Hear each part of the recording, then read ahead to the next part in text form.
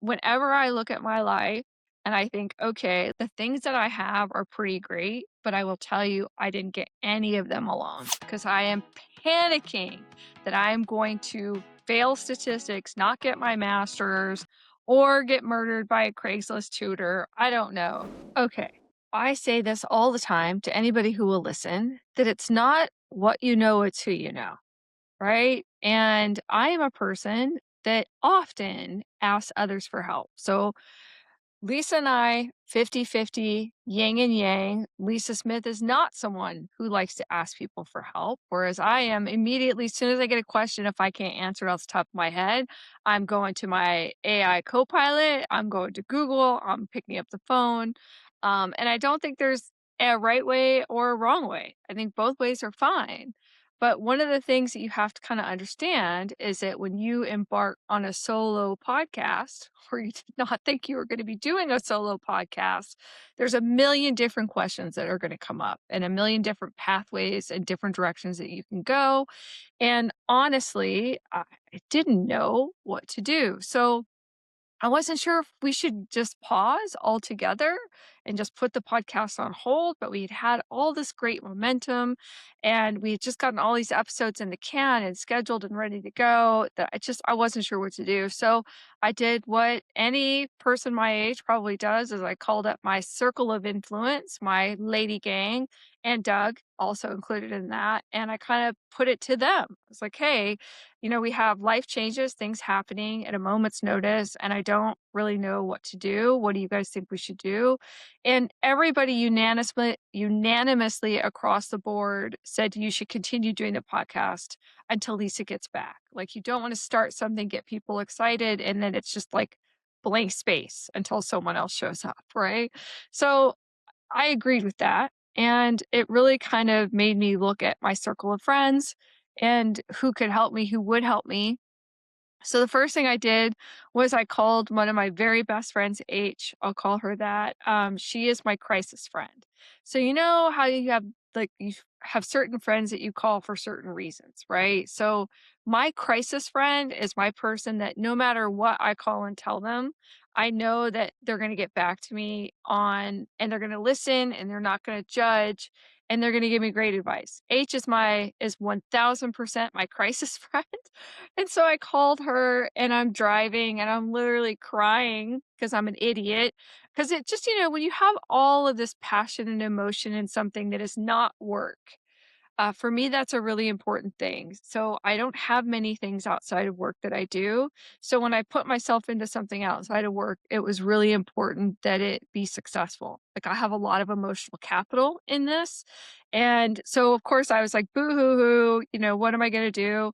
And I couldn't get into our socials. It was after that all night session where I'm fighting with Meta, trying to figure out why it won't give me access to Facebook. It won't give me access to our Instagram.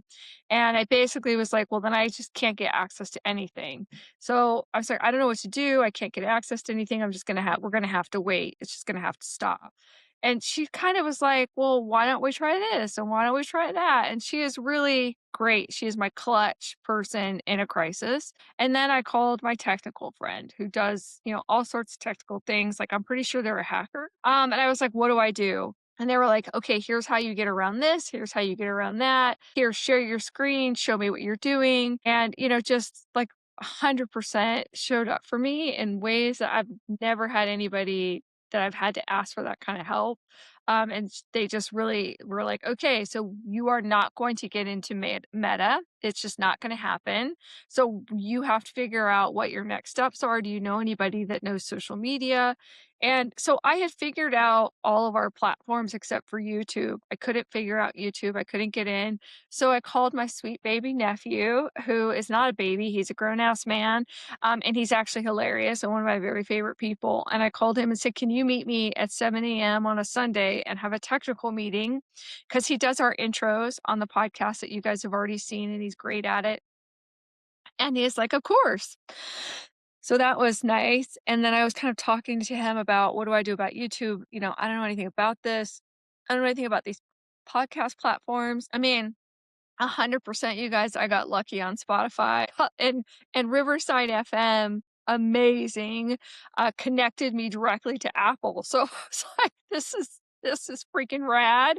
But YouTube, I was kind of in the hole on that. I didn't know what to, I couldn't get in, I couldn't figure it out. And he was like, I'm going to figure this out for you. Don't worry about it. And so literally, he just took that rock from me and just carried it off to go take care of it for me. So, I mean, wow. I just cannot get over how much these people showed up to help me. And then I got all sorts of great advice from people like, hey, you know, you don't want to do this by yourself. Try to schedule guests.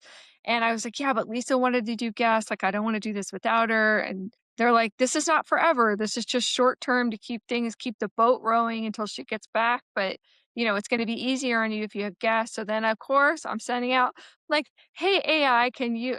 And again, if you guys don't know, I use Microsoft Copilot. I have it's a British voice and it's a lady and I call her Kate and I talk to her all the time. And so I had Kate like write up a text message for me to send out to friends to say, "Hey, I need help. Lisa's out, you know, it's just something she has to take care of. Can you guys help me?" You know, I was gonna put everything on hold, but the universe is telling me to keep going. So I don't want to do this without her, but I definitely don't want to do this alone. So I need a co-host. You guys, and I had 3 people respond within an hour that they would definitely show up. They'd show up whenever I needed them. They just wanted to know what to talk about and what I wanted them to say.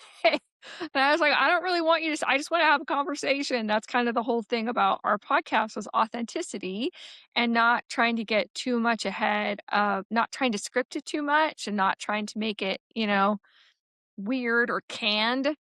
We wanted it just to be as real as possible so that you guys were experiencing these things with us. And so I have co hosts now that have showed up that are going to fill the gap until Lisa gets back, which I know she's going to be so jealous. A couple of these co hosts are real superstars, and I'm really humbled that they're going to show up for us and do that. So, just in general, you guys, I want to tell you a story. That's what I normally do during the bonus episodes. I want to tell you a story about how, you know, my friend H and Doug quite literally like saved my life. So I went back to school very late in life and I was getting my master's at this point, and I had one class left literally for the semester to get my at the end of my master's, and it was business statistics. So you need to know. When I was little, I had a really hard time with math, but my older brother is a genius. He's super, super smart. And as we moved through elementary school, we were only a year apart. So I would come in behind him, literally at the same elementary school, same teacher, same classes. And I just could not get math. I literally could not do it. And so by the time I got into the 5th grade, I could not count to 100. That's how bad it was for me. And when my parents were like, "Well, how is she passing if she can't count to 100?" The all the teachers that had been my teachers over the years said they thought I was just being lazy because my brother's so smart. How could I be so dumb? This is a true story. It sounds terrible, but you know, this is 70s education, right? And so I had to get tutors. So I had tutors for 4 years every single night, all summer long to get me caught back up. And that was the only reason that they would not fail me. And so I struggled with math my whole life because I had such a rocky start, but I was pretty good. Like I got through college. I had to go in person to all of my math courses when I went through college, but my master's was all online and I had one class left. So I've had all A's online on all of my online courses. Like when I commit to doing it, I do it, right? Like done. And I had no help from anybody. I was working full time, going to school full time, had a 4.0, high five to me, like killing it, and was this close to getting my master's. So I was feeling very proud of myself and kind of like, you know, aren't I fantastic? So the universe came in and kicked me in the ass like it always does. And it was like, you think you're pretty great. Well, guess what? We've got a treat for you. So this class was online. The professor did not like engaging with students. And so basically, if you asked a question and they gave you an answer, the answer was read the book or the answer was, "Watch the video." It wasn't like, "Hey, what are you not understanding about the video, or what are you not understanding about the book?" So, basically, I was on my own. You guys, the first test, I failed it. I failed it. I didn't just do poorly, I failed it. And for me, like, literally, I started to cry as soon as I got my score, and so I yelled for my husband. I'm like, "Doug, you've gotta help me, like, I don't know what I'm doing in this class, and I got an F." And he was like, "I didn't sign up for business statistics. I have a full-time job, Lisa, like, I can't sit with you and do this all the time, like, you gotta have to figure out, like, somebody else who can help you and get a tutor or something," like, which I get, I understand, but when you are in crisis and the one person you have that is your go-to person is like, "I can't help you," it just makes it went from being panic to, like, sheer horror that I was not gonna get my master's unless I found some tutor somewhere. I mean, I'm in my late 40s. Where am I gonna go find a math tutor? Like, I don't know. Craigslist? I'm gonna get murdered as I'm looking for a statistics tutor. So, I call my crisis friend H, and I was like, "H," and I will never forget this. I'm sitting in front of my fireplace on the little stoop, the step in front of it, and I am covered in hives from stress because I am panicking that I am going to fail statistics, not get my master's, or get murdered by a Craigslist tutor. I don't know. There's nothing was I was at a dead end.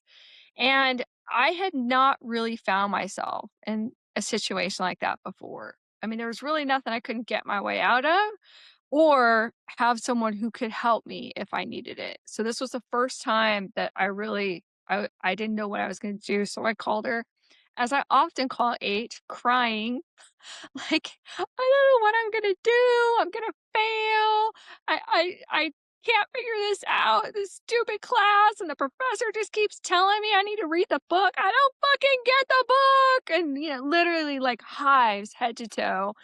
And she's like, "Okay, calm down." I'm like, "Yes." She's like, "I'm gonna help you.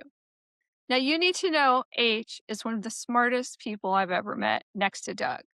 Honestly, the 2 of them together when they were, like, working together, I got kind of jealous because 'cause I'm like, "Whoa, she's a super smarty," and I've always seen intelligence as sort of pornographic, right? So I love smart people, and I was like, "Uh-oh," but nothing to worry about. They were so much alike. One was just male and one was female. That was it. They're both, like, super, super smart, really good looking, really personable, easy to talk to. Like, I love them both madly. And so H says to me, she's like, "I will come to your house and I will teach you business statistics." I'm like, "That's it. Like, you live an hour away.